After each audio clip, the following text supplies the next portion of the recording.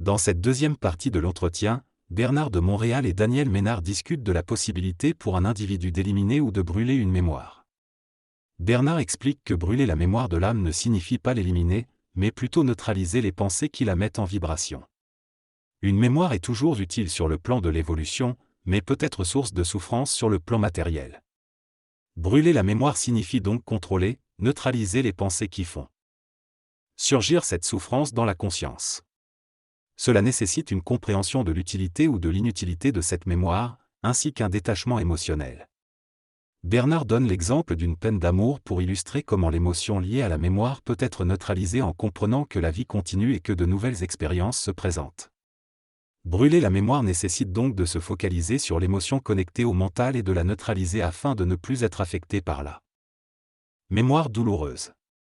Dans cet extrait, Bernard de Montréal aborde le concept d'égrégore, des entités énergétiques qui peuvent polluer notre conscience et affecter nos émotions. Il explique que pour neutraliser un égrégore, il faut dissocier le champ émotionnel du champ mental, mais cela demande de l'intelligence et de la maturité. Il mentionne également que les gens n'ont généralement pas accès à la dimension occulte de l'expérience, ce qui les empêche de comprendre pleinement leurs conditions humaines et les condamne à vivre seulement la mémoire de leurs expériences douloureuses. Bernard donne ensuite l'exemple d'un homme qui a récemment vécu un divorce difficile et explique que si cet homme était conscient, il pourrait communiquer avec la source pour comprendre les raisons de son divorce. Cependant, il souligne que la plupart des personnes n'ont pas accès à leur conscience universelle et sont donc obligées de communiquer avec des plans inférieurs. Ensuite, l'auteur aborde l'idée que le simple fait d'être informé d'une situation émotionnelle ne suffit pas à la neutraliser ou à la brûler de notre mémoire. Il explique que l'homme ne souffre pas volontairement, mais que la souffrance fait partie de son expérience involutive. Cependant, Bernard précise que la souffrance peut également être transmutée et mener à l'évolution de l'être humain. En conclusion, Bernard de Montréal souligne que l'homme en évolution souffrira car il est ignorant de lui-même et a de nombreuses illusions. Il affirme également que la souffrance peut permettre de transmuter et de se libérer des contraintes de l'âme et de la mémoire personnelle. La souffrance est une expérience commune à tous les êtres humains, mais elle peut être vécue de différentes manières. Pour l'homme ordinaire, la souffrance peut être atténuée grâce à des distractions et des mécanismes de défense. En revanche, pour l'initié, il est impossible d'échapper à la souffrance car il est fusionné avec celle-ci. L'initié doit passer par cette souffrance pour comprendre ses différents aspects et en faire ensuite l'explication. Ainsi, l'homme ordinaire a plus de moyens pour éviter la souffrance, tandis que l'initié doit la vivre pleinement. Il y a deux types de souffrance, la souffrance universelle et la souffrance liée à l'ego. La souffrance universelle est une souffrance cosmique et initiatique, tandis que la souffrance liée à l'ego fait partie de l'inconscience de l'âme et du développement de la conscience de l'homme. La souffrance liée à l'ego peut être évitée si l'homme écoute les conseils des autres et fait preuve d'intelligence, mais souvent il ne les écoute pas, ce qui le fait souffrir inutilement. Il est important de travailler et de trouver un emploi, car cela permet d'éviter certaines souffrances, notamment financières. Parfois, l'homme refuse de trouver du travail et préfère se reposer sur l'aide sociale, ce qui mène à des conséquences néfastes pour lui et sa famille. Il est donc essentiel de faire des choix intelligents pour éviter des souffrances inutiles. Lorsque quelqu'un dit qu'il ne veut pas souffrir, il peut être confronté à des personnes qui lui suggèrent de trouver un autre emploi au lieu de dépendre du soutien gouvernemental. Cependant, ces personnes soulignent que chacun doit passer par des souffrances inévitables dans son développement personnel. Ils font référence à des souffrances initiatiques qui permettent d'atteindre un niveau vibratoire universel. Cependant, ils notent que de nombreuses personnes endurent également des souffrances psychologiques inutiles causées par un ego déformé. Ils soulignent l'importance du travail et suggèrent que les hommes et les femmes peuvent alléger rapidement leur karma s'ils écoutent les conseils de ceux qui les entourent. Malheureusement, ils constatent que beaucoup de gens refusent de reconnaître l'intelligence des autres et ont de l'orgueil, ce qui les empêche de donner du crédit à leurs idées. Ils expliquent que la souffrance met les gens en vibration et les incite à lâcher prise et à reconnaître les conseils d'autrui.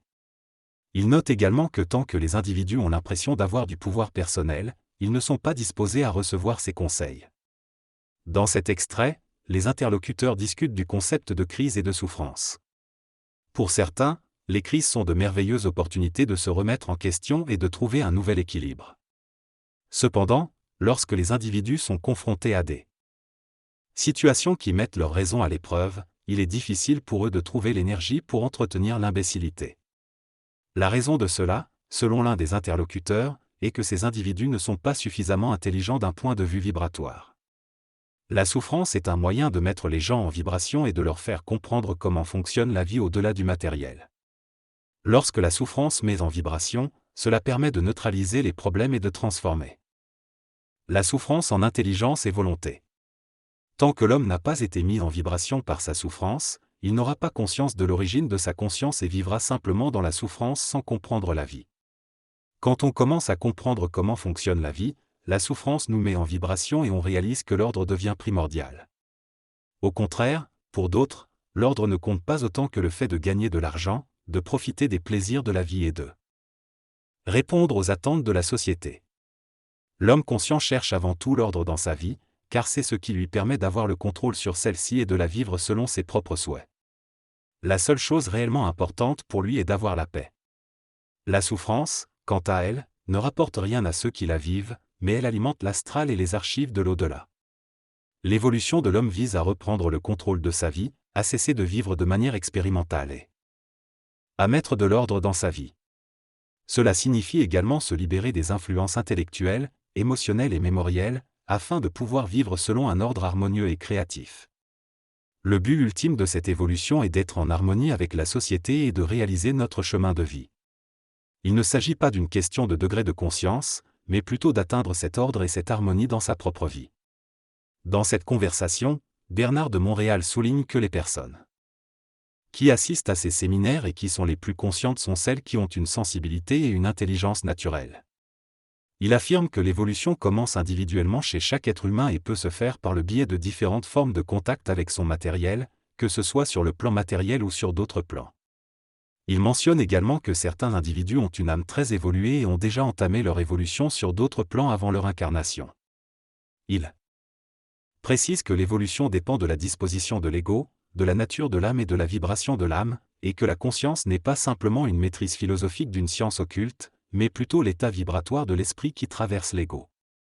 Dans cette entrevue, le mystique Bernard de Montréal, Boulevard M, explique les signes d'une âme évoluée.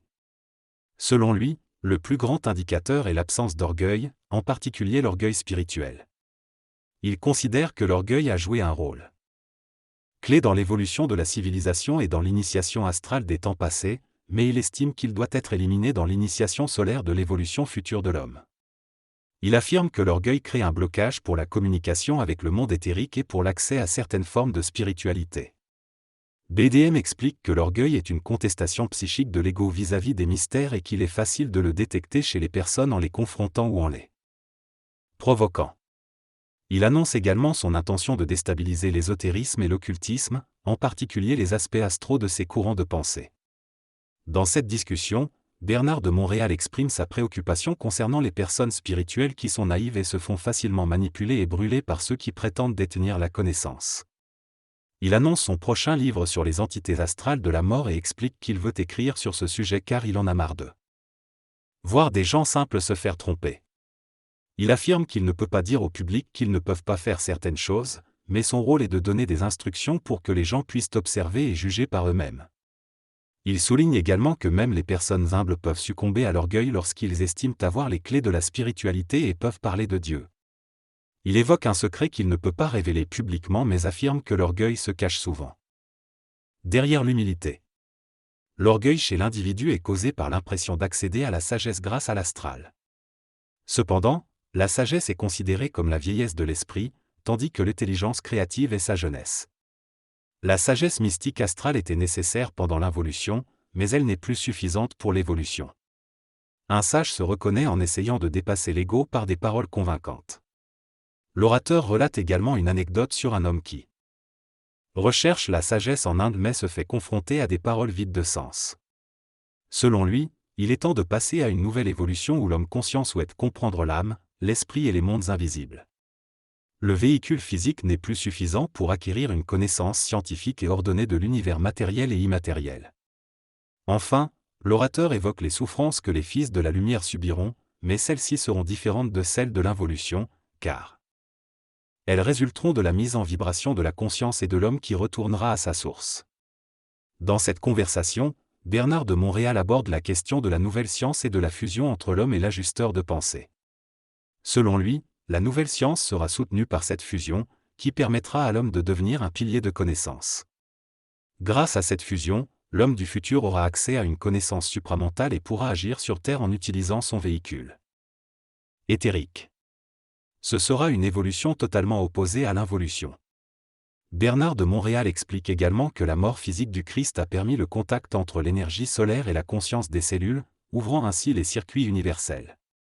Ce contact entre l'énergie solaire et la conscience des cellules a été rendu possible grâce au meurtre du Christ. Dans cet extrait, Bernard de Montréal affirme que l'ouverture des circuits universels est étroitement liée à la conscience des cellules. Cela signifie que lorsque cette connexion est établie, l'homme cesse d'être programmé astralement et est capable de reprogrammer la conscience évolutive des générations futures. De plus, il affirme que dans le futur, l'homme en fusion aura le pouvoir de créer de nouvelles races sur Terre, à la fois sur le plan éthérique et dans l'univers local. Il souligne que la pensée sera moins importante dans ce nouveau stade d'évolution et que l'homme n'aura plus de personnalité, mais sera transparent.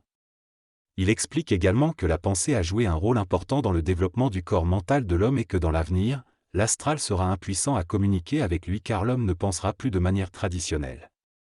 En conclusion, il mentionne que la communication sera basée sur la relation de l'ego avec le tu plutôt qu'avec le je, représentant une transformation importante de la perception de l'individu.